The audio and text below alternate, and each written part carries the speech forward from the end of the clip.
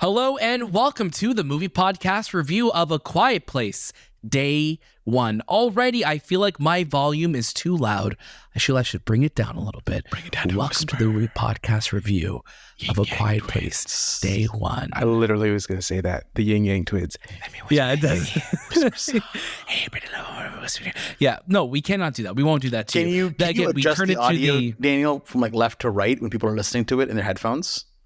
Oh, no, I don't. Why do we want to make our listeners and watchers uncomfortable, though, Shay? You're right. That's the opposite of what we're trying to do here on the show. That's the opposite of the environment that we want. That lovely voice that you're just hearing, that's one of our fellow co-hosts. That is Shahbaz. Hello. Hi, everybody. Was that pretty good? Again, for this type of world that we're in, like the yeah, we do. Get ready for yours, Anthony. But my name, but the last part of my name is so loud. It's like Baz. It's like, oh crap! Like someone just knocked open a door. That's when they come. That's when they come. That's the alien sound. And then when they arrive, you're gonna go, "Ah, Anthony." There you go. Anthony. Hello, everyone. Hi, Anthony. Hello. I'm so delighted to be back talking about A Quiet Place. If you rewind the clocks back, and I did before watching this movie, I went back to our A Quiet Place Part 2 review that we did all the way back in 2021 when theaters were closed. We're going back to the dark days. We went to go watch that film at a drive-in theater. And that was one hell of an experience. That was like our first big film back. And the only way that we could watch it in a theater experience or even just watch it was at the drive-in. What was your favorite memories of seeing that sequel in the drive-in? Shay, we'll start with you. It was an interesting time because it was the opposite of a theater experience that you kind of want for A Quiet Place. You have cars, you have horns, you have literally everything that would kill us just kind of happening. Yeah. And it sucks because like I remember like we're sitting in the car and like my car isn't optimized for, I would say, a viewing of a movie. Like you want to get a pickup truck or like you want to get like a van or something. So we're just kind of sitting in my car, just kind of peering through the window because we can't go outside because then COVID will get us. So it was, oh man, what a tough time it was. What a time. Anthony, how about you? What was your favorite time back in those days watching movies at the drive-in? Like if you're in the back seat, which I was, it's not the greatest experience, but it's interesting to see like how people would go to the drive-in and take out their lawn chairs, or if they had a pickup truck, just build like some sort of makeshift bed and watch a movie. I think it's an interesting thing, but you also have to have something that gets you out of the car, or have a car that allows you to create the environment you want, because it's hard to watch a movie in the backseat. I watched that movie in the back, and I gave it a real gem because it was the first movie we watched in a really long time, year. Right? So it was like delusional. I'm going to give this whatever because it was a fantastic greatest movie of all time. You never know. Like, we never knew. We didn't know what the hell was happening after that movie. So, you only have so many real gems. Very much like the world of A Quiet Place. Like, you don't know what's going to happen from moment to moment. But I think we did what we had to do back in 2021, and now we're here. Now we had the amazing opportunity of introducing this film. Thanks to our friends at Taro and Paramount Pictures Canada for asking us to introduce the film for the Toronto premiere. It's amazing. And I think, we had to do what we had to do back then to get where we are now, right? And that included us watching movies in the non-optimal ways, but we persevered. I think we're very brave. We're very brave for doing what we did, if I could be honest with you. But of course, this is the Movie Podcast. You can catch brand new episodes all throughout the week with brand new interviews, reviews, and discussions on all the latest movies in series. We have an incredible amount of new episodes out. We'd love for you to go check them out. If you want to follow us on Instagram, Twitter, TikTok, or Letterboxd, wherever you are, the Movie Podcast is there. You can see all of the incredible stuff that we are up to. And if you like what we're doing, and if you want to, support us on Patreon, help us keep these lights and the mics on, or if you just want to follow along what we're doing, make sure you give us 5 stars. Follow us on socials, like I said. Join us on Discord. We could talk about this very film. And if you want to see a video version of it, if you are listening on your way to work or wherever you are, if you're working out, listening to our voices, we'll try and speak at 120 BPM so you could keep up with your run. But we just, let us know where you're listening. Subscribe, interact with the show. That would mean the absolute world to us.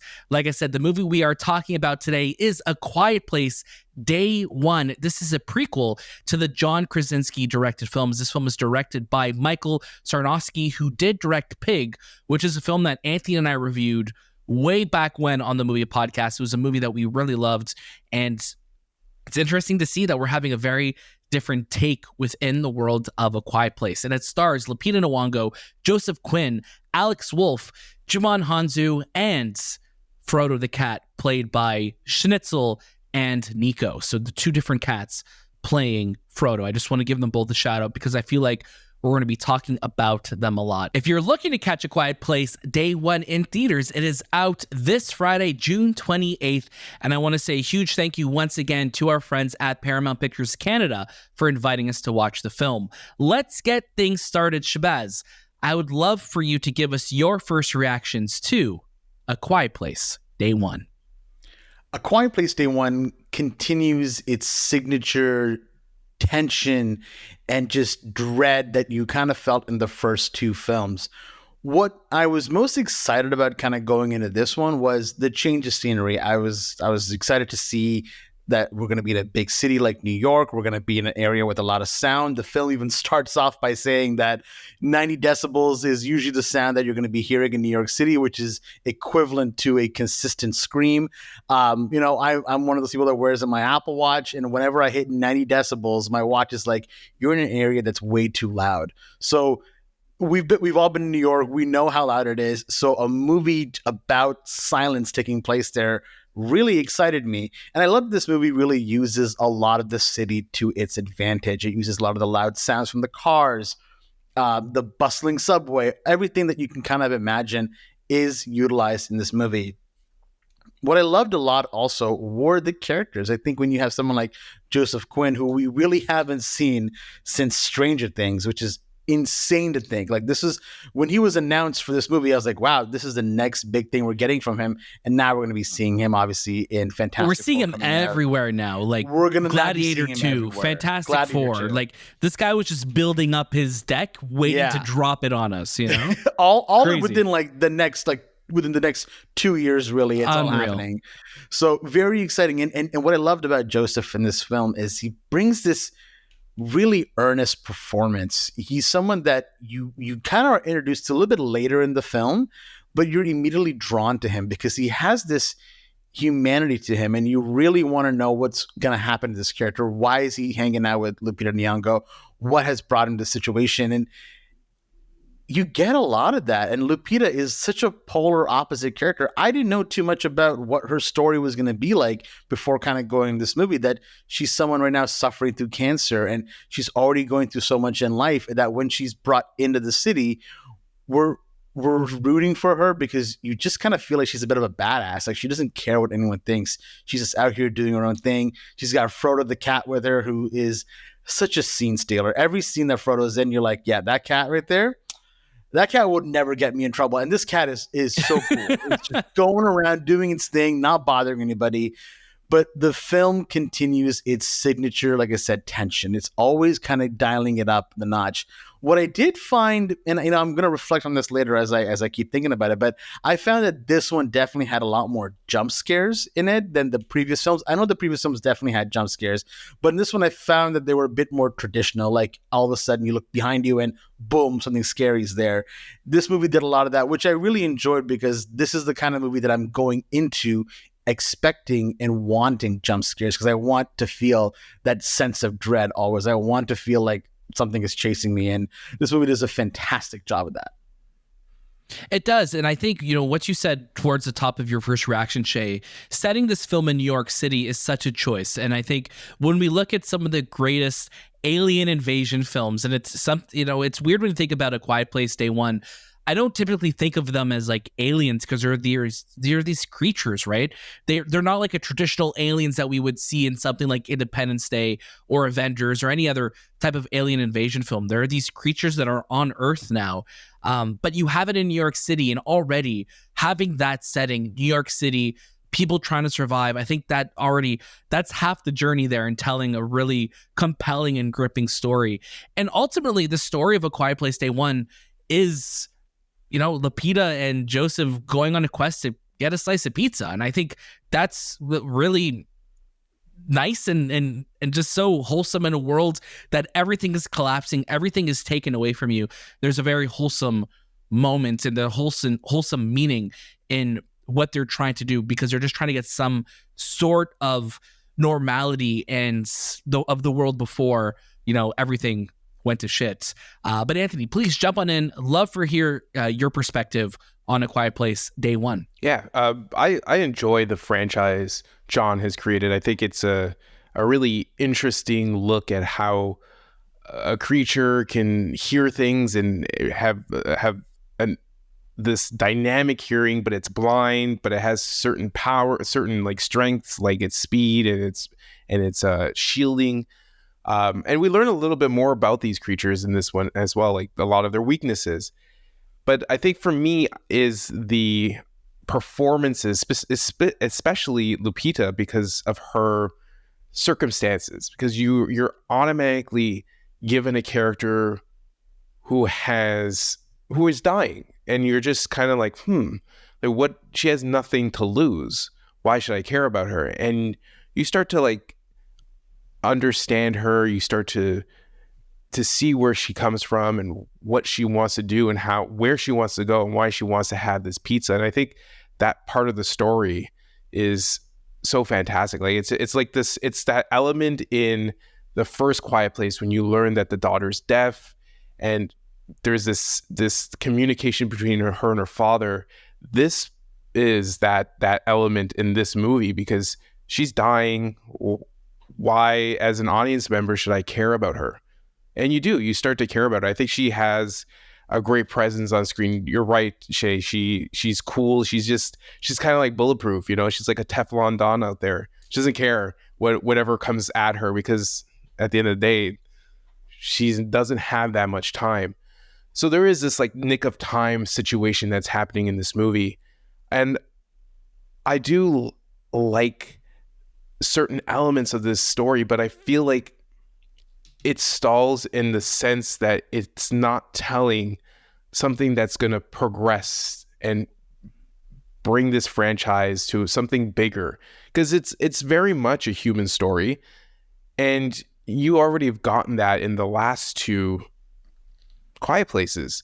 So we go into this one. This is day one. We're introduced to what these aliens are, and I didn't expect it to be like this huge explanation of why they're here, but I needed more, because I've already got the human story from the first two movies. I needed more than just having these two characters go and find a pizza joint. I needed more than that human. I think I just wanted more answers answered. But then again, this is a franchise or a story or a movie that I wish they just stuck with the first one, because the first one was so well made. And now with studios and how they, hey, this movie makes a lot of money, we got to make more of them. It's not always the case, because you don't have the story to back that up. That's why that first movie was so special. But overall, like I enjoyed it. I liked the performances. I think the visual effects, what was the budget for this movie? Like $60 million. You got a bang for your buck film. And for me, I think it's a very small blimp in this Quiet Place world, this environment where are we going to go next? And that's kind of where I was, kept thinking, like, what's the next step for this story, for this franchise to kind of push it over these three films? I'm right there with you, Anthony, in the sense of like, where do we go next? We know John is supposedly working on A Quiet Place Part 3, where day one is almost like a remix of a story that we've seen before. And a lot of times when we were talking about A Quiet Place, it reminded me a little bit about what the biggest issue would happen with Walking Dead, where it's like we have all these Walking Dead spinoffs, but at the end of the day, it's like we're just telling the same story with different characters. We're maybe getting some different interactions or maybe some different, things are revealed, but ultimately it feels like it's the same story being told just in a different way. I really enjoyed A Quiet Place Day One a lot, and I think Lupita and Joseph Quinn carried this film on their backs because it's not the most original story, again, because this is the third entry now into this franchise, but they really carried this film on their backs without saying a lot either. There's not a lot of dialogue in this film, but you feel their presence, and they do so much with their acting chops. Like, they are incredible in this film. It's funny that you guys kind of bring up this idea of, how much story is there really to tell, and I totally agree with that. I think when it comes down to the story in this film, it is lacking a bit more clarity. And one thing that we've always kind of discussed about the Quiet Place franchise is we don't really want to know too much about the aliens because the mystery alone is definitely intriguing. But if we're going into a third movie, I need a little bit more than just the human story because, like you said, Anthony, we've gotten that now. We've gotten that in the first movie, in the second movie. We are getting it still in the third film. But what else is there that's going to keep us coming? Because, it kind of is one trick you're consistently showing us. Yes. And we're relying on that element to keep us engaged. And luckily, the characters are engaging enough to keep us, enjoying the film. But does that mean that we want to keep coming back to the same old thing? And I look at something like, The Last of Us, the movie, the game, and of course the show, where when it ended, where it ends, you're kind of just like, oh, wow, like, I don't need any more. Like, I'm good with this story. And that's how I felt with the first A Quiet Place. I'm like, you know what? It ends perfectly. You get the shotgun cock and it ends right there. And we don't need any more stories. We're left alone. Then Last of Us Part 2 comes out and it tells an even grander story. It further develops that world. Whereas A Quiet Place Part 2 and now A Quiet Place Day One, they both feel like just little notches DLC on the dial. They're DLC really, expansions to these worlds, and this is the New York City expansion, right? Uninitiated. Yeah, so it's just like we're just kind of getting a little bit more, but still not enough to really kind of put you in the seat and go, I want to know what happens next. It's more like I do want to know what happens next, but please give us a little bit something else. And I don't want a full explanation on the aliens. I don't want to go to the alien planet. I don't want to see them talking to each other and planning their invasion, but maybe like what this ship looks like, or just a little bit more of like an understanding. Let's talk about their plan though, because again, like you were saying, Shay, we're the third film in this franchise. What are these aliens doing? Like, the magic trick of, like you said, Shay, is like, and again, the whole crux of the Quiet Place world was that family losing a son, having a daughter who is deaf, and they communicate with sign language, and that works so well. That is the whole point of that film, and it wraps it up so nicely in a bow. So when you're expanding that, you're like, okay, we're in Part 2, Quiet Place Part 2, it's more of the same. We're getting, Cillian Murphy introduced. We're getting a little bit more with Djimon Hounsou. But we're not really pushing things forward too much. It's more just almost feels like an epilogue to the first movie.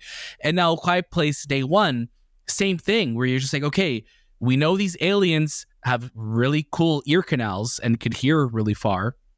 We know that they don't swim. And it's like every time we see them, it's like they're showing them in that same way. So I was like, other than these guys, like what else do we need to know about them? And there's a moment in this film where it feels like, oh, are we about to learn something else about them? I was like, oh no, they're just eating this random mush that's on the floor. I'm like, oh, okay. Like, I thought we were going to get a little bit more lore to what's happening so we could kind of get an idea. But it's like, oh, they're the same thing. And again, these aliens aren't really coordinated. They're just literally just symbiotes running through the city. We don't know the game plan. We don't know the They're game just plan. Any sound. And it's like that whole thing where it's like any sound, it's like they just operate right there. And it's like, hold on, we're in a massive city right now. How are these guys like a shirt tears and it's like, I'm here. It's like, oh my God. Like, it's just really interesting that, that magic trick, the more you see it, the more it doesn't impress you and the more it doesn't wow you as much. And that's all to say, I really did enjoy this movie. I think I was just gripped beginning to end, and it just goes so, I think it's a tribute to Michael's direction in this, is that you could tell these very tense moments. You could have these very human characters. And again, Lupita and Joseph do so much to carry this film on their back. And I don't think this movie would work as well without them, because their performances are so emotional. There's so much to their movement with one another. They're emoting so much just by movement of their face, of their hands.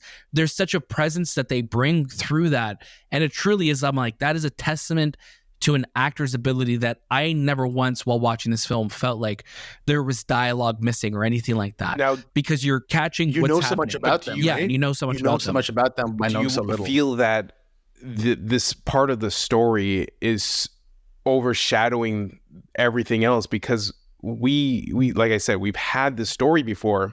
We've never really had the story that I think people are looking for, which is more predominant alien. What are these things? How do we defeat them? Type of thing. I feel like that's where the audience and what the studio wants to tell, but they keep going back to these emotional, beats, which Michael does a great job with, and what John does a great job with. I think John does it in a way where it's a close-knit family and it works well. Now we're in a bigger city and you're trying to create those two elements together again. But I don't know if I feel like, when you have a story like this, you need to dive in a little bit more to who these things are, what they're doing, if you want to continue telling more stories. Because, it's kind of like you're being pulled both ways, but I felt there was more of that human story, which is beautiful, but I'm trying to understand, why do you then just give me the human story? Don't even put the aliens. Tell a different movie. It's almost like you're trying to hide the fact that there are aliens or whatever is happening around them. For sure. Yeah. And I mean, you're in New York City, you have thousands of these aliens, on the island. There's an incredible scene straight out of Dark Knight Rises where you've seen like the bridges, being blown up to contain everything on the island. And I'm like, man, like I love all this. And I think this is such great world building and storytelling. And then again, because the acting and these moments are so good, it's like, you're like, okay, it's like you keep getting fed this good thing. And like all three Quiet Place films are great movies. But, the first one was so special because it was so different from any other horror film at the time. It really was like a survival horror film. And since then, they've kind of, grown a little bit more to be more action survival films. This one especially feels more like action survival. This is more in the vein of like an I Am Legend or a World War Z or an Independence Day. I was getting a lot of vibes of that with this film, minus knowing more what these aliens and their motives are. Again, you don't need that in the first film, but like Shay said, as we continue to return to this world, I think we need a little bit more to really make us feel invested on, what the motive of these aliens are. Because if it's just we're telling human stories when there's an alien invasion, that's great, but you can only take so much of a remix of the same kind of emotional beats every single time. Now, I wanted to ask you guys, because I kept thinking about this, and during the movie, there's like the subway sequence, and I kept thinking, what world would I want to live in? Would I want to live in this Quiet Place world, or would I want to live in the Last of Us world? And I had this toss up. Like, at one point, they were both happening at the same time. Like, imagine both things were happening. But I wanted to propose that question. Like, would you rather live in a Last of Us type of world environment where there's zombies, but they're not zombies, they're infected, right? They have, speed and they come at you really hard? Or do you want to live in the Quiet Place world where you can't make a sound? Again, they have speed, but you could probably get away with living on an island somewhere and not dying. It's tough, man, because I think the hardest part about the Last of Us world is that, people could be infected and we don't know. And then it's like, that's your family members turning. Where if it's aliens, at least humanities will hopefully try and unite together to take them down. I always see that scene at Independence Day when all the countries are like, we know how to defeat them. We're going to plan a coordinated attack together. Last of Us, now, Dan, I don't want to live in the world of The Last of Us. That's just bad news. Bad news bears. Same here. I mean, you mentioned going to an island. Yes, the islands might be a little crowded. I won't lie, because a lot of people might have that same idea, and we kind of learned that from A Quiet Place Part 2. But yeah, if I can live on an island, that'd be fine, because the Last of Us world, if one of you guys got bitten by the infected and I have to kill you, I'd feel really sad. I would. It would be ruin my day. It wouldn't be good. Anthony, how about you? You choosing zombies or aliens? Oof. After seeing the speed of these things and how they had the super hearing is even more in this movie. Like, they can hear anything. Yeah. I would live in the Quiet Place world. You bring up good points, especially with the infected and family members. At least you know who the enemy is, and not hoping that the person next to you, your loved one, is not going to turn into the enemy. Yeah. But Anthony, you wouldn't tell us you're infected. You wouldn't tell us you were infected. 100%. Why? Why would you think that? I see you he'd laughing. be like cold sweats. He'd be like in the corner of the room, like, you guys. Hey guys, I have a little mushroom growing. I keep plucking it to hide it. Awful. The last thing I want to ask you guys before we get to our final recommendations, let's just quickly, I mean, I know it's still recent. How would you rank the 3 Quiet Place films, this trilogy of films that we have so far? Shay, let's start with you. Let's rank the films. I think in order of release, almost. Like, I mean, the first one is, like, I think you mentioned, Daniel, here, a league in its own. Like, it is a perfect film in the sense that it can stand on its own. It doesn't even need the other 2 films. I really love what A Quiet Place Part 2 does, but it always has felt like A Quiet Place 1.5 for me. Whereas, when you look at something like A Quiet Place Day 1, it's fresh, it's new. Maybe I'll go back and forth. Maybe it'll be Quiet Place and then Day 1, then Part 2. Or maybe they'll switch. Like, I got to rewatch this one again in Part 2 again to really have a solid idea. But I feel like they're very close to me because I love the continuation of that story. I love the continuation of that family.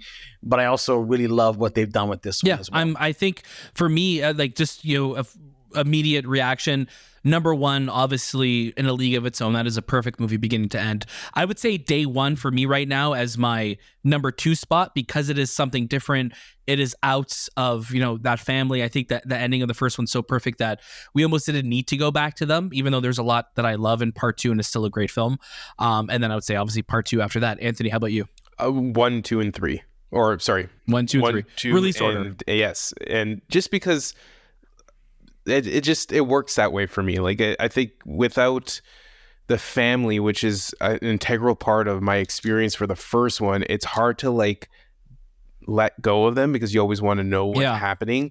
And with this one, I'm okay with the fates of these characters. Like, I think at the beginning of this movie, I'm like, if they die, they die. Like, that's, I don't care. But at the end, it was like a Rogue One type feeling going into it, right? Where it's like, we don't know. Again, we're not spoiling what happens. Right, we're just saying we're just okay with whatever the fates are. Yes, with these characters. With the first one, it's because of the family dynamic and just how they kind of navigate that world. I kind of connected with that more. Definitely. Let's get to our final recommendations for A Quiet Place Day 1. Shahbaz, start us off. I'd say go watch it. I think it's a really great time. I think if you've enjoyed the first 2 films, you're going to have a lot of fun with this one. I have a soft spot for A Quiet Place. I think they're just such really intense and fun movies for a theater experience. As usual, our crowd, quiet, pin drop silence, not a single popcorn was being chewed on. People really get into it. And I think that's what I loved so much about these movies is the experience in the theater. I love it. I'm right there with you. I would say it's a watch it. If you're a fan of the series, you're going to go see this in theaters. If you're just looking for a cool alien invasion film, you could go check it out on a Tuesday if you want. But I think a movie like A Quiet Place Day 1 is a movie that you want to go see on the big screen. You need that immersive sound. You need those big visuals. You need those moments to really pop and to scare you. And I think this movie does so well. And again, Lupita Nyong'o and Joseph Quinn, and Frodo the cats are all just incredible in this, and they really do some of the best performances in a horror film in recent. But yeah, Anthony, take us on home. Yeah, I would say watch it. It's not something that you gotta watch like right away. I would say check it out on a matinee or on a Tuesday, on a non-busy day, and enjoy it. Watch it in IMAX and let us know what you think, because it's an interesting movie. Definitely. And again, if you want to check out A Quiet Place day one in theaters, you can, June 28th. And again, I want to say thank you to our friends at Paramount Pictures for inviting us to watch this film and for inviting us to introduce the film at the Toronto premiere. We have lots of incredible episodes coming up here on the Movie Podcast.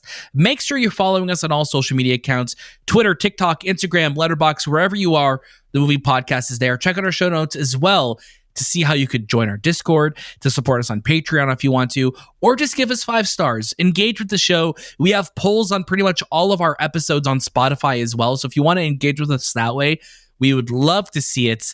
But until then, that was this time with the Movie Podcast, and we'll see you next.